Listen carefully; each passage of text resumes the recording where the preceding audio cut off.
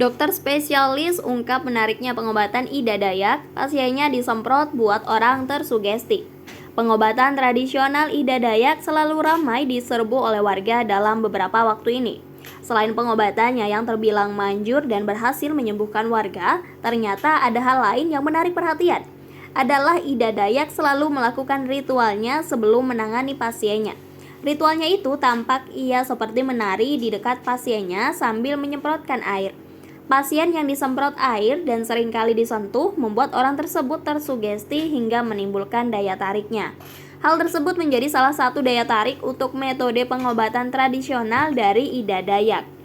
Dokter spesialis ortopedi Hari Jonathan mengungkapkan bahwa dirinya merasa ngilu melihat metode pengobatan yang dilakukan oleh Ida Dayak.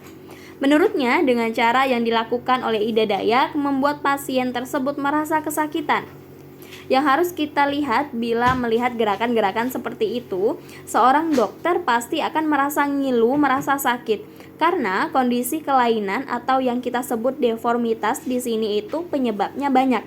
Bisa disebabkan karena kelainan lahir, patah tulang, stroke, hal-hal lain tadilah. Ucapnya dalam tayangan Apa Kabar Indonesia TV One. Maka dari itu dirinya meminta agar hal tersebut bisa diteliti satu persatu. Bila pengobatan dengan menggunakan metode Ida Dayak, penyebab pasti yang dialami pasien tidak jelas karena tak ada bukti dari tindakan yang dilakukan. Tapi di sini itu semua harus kita teliti dulu satu demi satu. Apa penyebabnya supaya nanti kita bisa memutuskan apa tindakan yang bisa dilakukan. Nah, sementara di sini kita lihat apapun deformitas yang terjadi, apapun bentuk tidak lurus yang ditemukan dipaksa untuk diluruskan.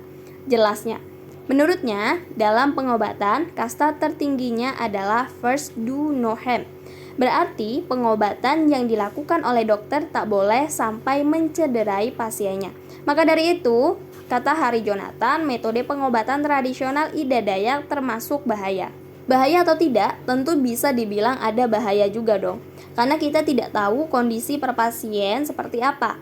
Kita tidak bisa menilai dari luar. Karena untuk mendiagnosis sesuatu harus ada anamnesisnya, rongsenya, dan lain-lain tidak bisa langsung dipaksa lurus paparnya.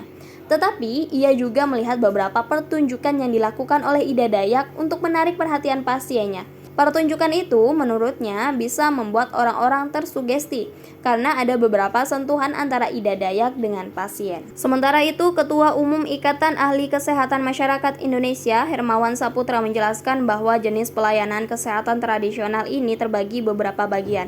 Bahkan pihak pemerintah juga menurutnya saat ini sudah melakukan kanalisasi model terhadap pelayanan kesehatan tradisional.